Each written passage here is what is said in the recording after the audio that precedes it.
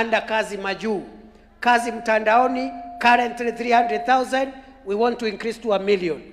Kazi kwa ground, kwa affordable housing, 500,000 today, we want to increase to 1 million by the end of the year.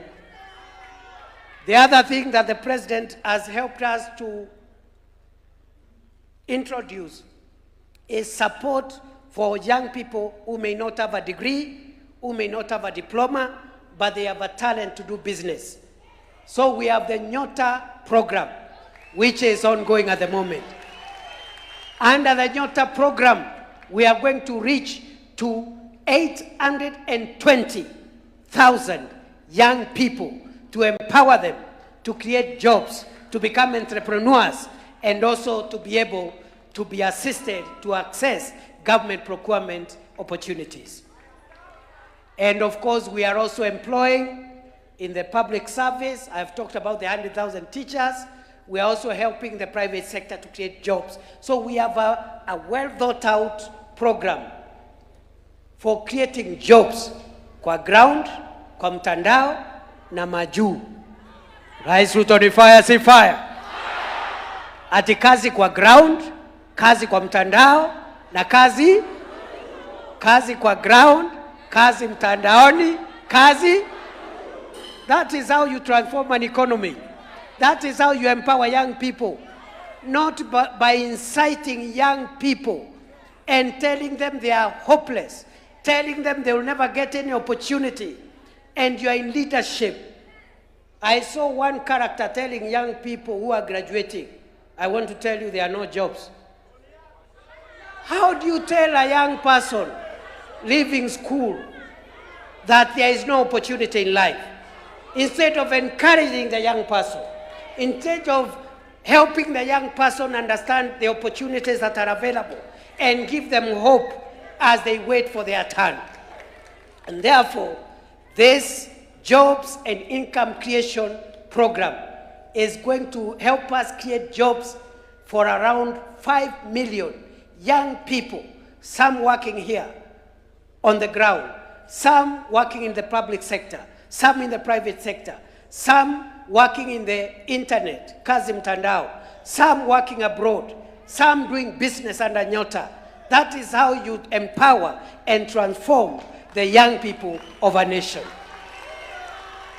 Vijana hoye! Vijana hoye! Mimi najua aspirants wengi hapa ni vijana. That is what your party, UDA, believes in terms of empowering young people. Rais Ruto aendelee asiendelee? Aendelee namna hiyo? Very quickly, infrastructure. Infrastructure, barabara zilikuwa zimekwama. When President Ruto was sworn in 2022, all the contractors on Kenyan roads had stopped working. The roads that were started in 2014, 2015 had stalled across the country. Some of them stalled in 2018, others stalled in 2019, others in 2020. By the time President Ruto was sworn into office, we had pending bills owed to contractors of 190 billion Kenya shillings. President Ruto has paid all the pending bills for all the contractors, and therefore I can proudly confirm to you that all the stalled roads, the contractors are back. If they have not arrived, they are on the way, and those roads, we have enough money to build and complete them, a total of 6,000 kilometers. So our roads program is back. Electricity, in 2022, we had 8.8 million households connected to electricity. We have added an additional 1.3 million households in the last 4 years, and today we have 10.1 million households that are connected to power. Ni two terms. You have seen what the president has done around the Hustler Fund to bring financial inclusion 7 million Kenyans who were listed and CRB blacklisted. Today, they have been removed from the blacklist the way we had promised in 2022. There is now Hustler Fund, which has been enhanced to give loans up to 150,000 shillings without logbook, without security, without collateral, as we had promised during the campaigns. Ni kazi si kazi. Ni kazi si kazi. The national savings, and listen to me on this one. When UDA government took power, the amount of money we had saved at NSSF was 320 billion shillings for 62 years. 320 billion shillings, 62 years.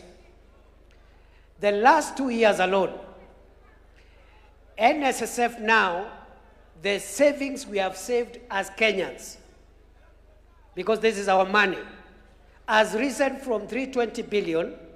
We have doubled it. We have surpassed the double mark.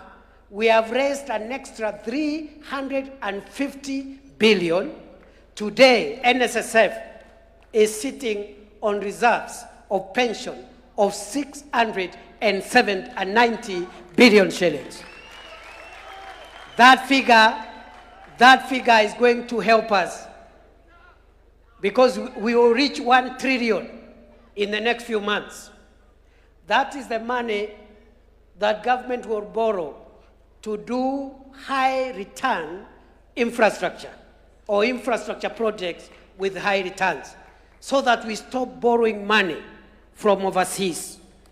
We must redeem our country from the indignity and the embarrassment of having to borrow money around, because the money we get from World Bank, the money we get from overseas partners, it is money that has been saved by citizens of other countries. That is the money they loan the World Bank. The World Bank loans us that money. We will borrow our own money and remove Kenya from the shame of relying on foreign money. We are on the road to freedom. Say freedom is coming. Say freedom is coming. Say freedom is coming. We are on the road to freedom. I want to end my remarks by saying this about the future. First, we have done a good job. We are the first party in the history of Kenya that has governed using a manifesto and is following step by step, chapter by chapter, paragraph